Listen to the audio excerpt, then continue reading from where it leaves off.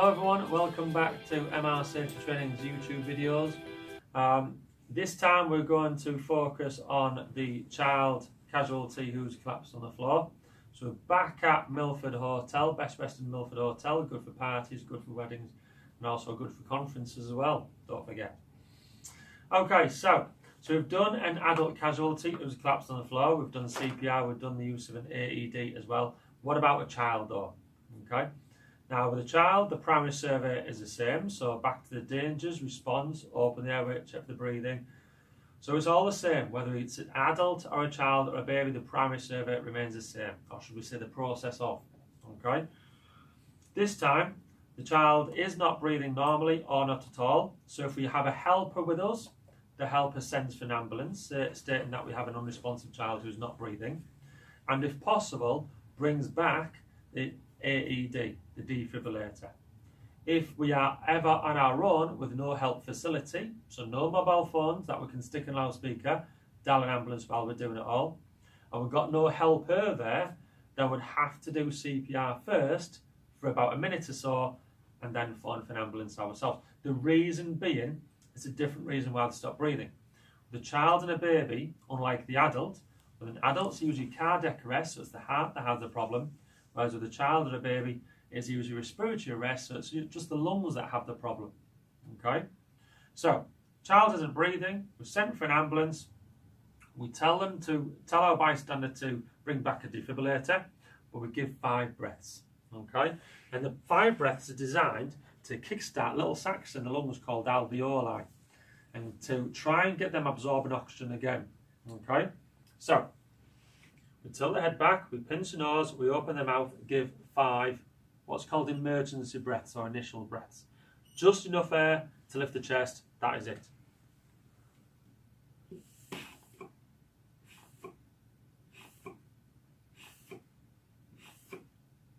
Okay. Now again, if it's a child who you don't know, try and get something in between your mouth and theirs to act as a barrier, as we said in previous videos. Okay. So we're going to do chest compressions. The heel of the hand goes in the centre of their chest.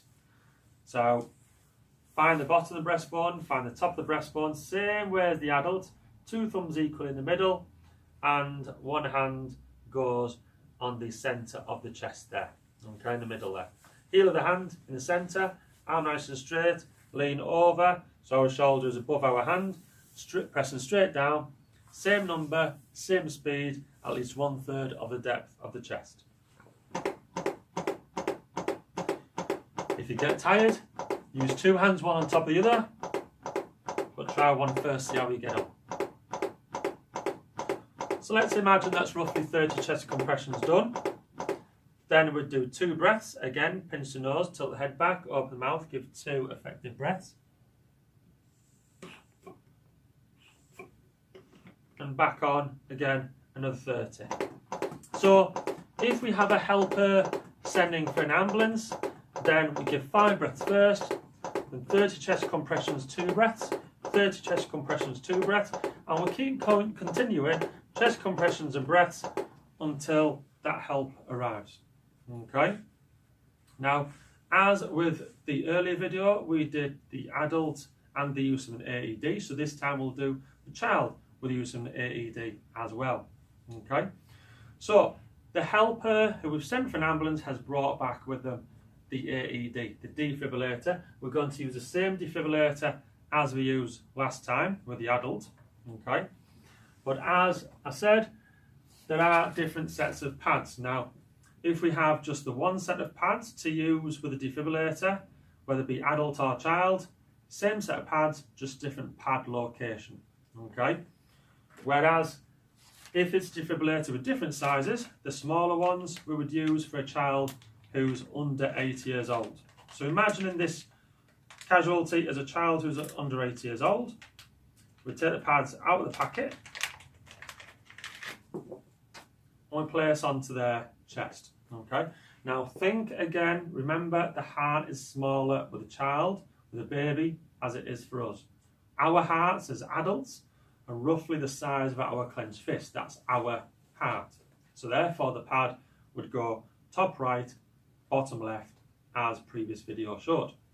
But with a child's heart, a child's heart is about half that size. Okay, so therefore it's very difficult to get an accurate electrical current through something that's smaller. So therefore we go through the other way, from top down instead of across from side to side. So as the pads show, this pad here goes in the front of the casualty's chest, between nipples, lead pointing down. Okay, so again, take the back off. Remember, the chest will be exposed at this point, so clothing and everything off. Again, as we said in a previous video, just run your hand across just to eliminate any air bubbles there. And then this one, however, would go on the back of the casualty, between the shoulder blades, so at the top of the back, between the shoulder blades, lead pointing down. So you take the clear film off the back again, roll the casualty over towards you, and place on. Okay, and as per normal, you'd switch the defibrillator on, pop the socket, a plug into the socket, and activate the defibrillator as per normal. Okay, but what I've seen a few defibrillators have, I was going to say deliberators then, defibrillators have, is the one set of pads. So I'd like to show you on the adult set of pads, the above 8 years old pads. Okay, and run the defibrillator through using that. Okay, so again, same as an adult, okay, but this time, the one that would go usually on the top right hand side of the casualty's bare chest would now go in the front on the middle there. So take the film off the back there, place on to the middle of the chest, between nipples, lead pointing down. The one that would usually go to the side of the adult's chest would go on the back of the child. So same pads, but different pad location because of the size of the casualty's heart. Okay, so again, we'd switch that defibrillator on. Remove pads from package and apply to patient's bare chest. So we've put the pads already onto the casualty's body, front and back. Apply pads to patient's bare chest. Plug in pads connector next to flashing light. Do not touch the patient. Analyzing so heart as normal, don't touch the patient. Do not touch the patient. Analyzing heart rhythm. You don't want to be leaning over the casualty, so defibrillator brought to our side. Charging. It is noticed there's something wrong with the heart. Stay clear of the patient. Deliver shock now. Press the orange button. Now. Shock delivered. It is safe to touch So the again, patient. we would see an electrical jump. Start CPR. Tell them to start CPR. Now, don't bother with the fire breath first again. They were just at the initial start to try and initiate a reaction in the lungs. So we're straight on with chest compressions. With the pads on top of the pad, heel of the hand, 30 times. Followed by 2 breaths. I know that wasn't 30, but let's imagine it was 30. 2 Continue breaths. care. Okay, so it's telling us continue care, continue caring the casualty, i.e. doing CPR. So keep going 32, 32, 32 until it says something different.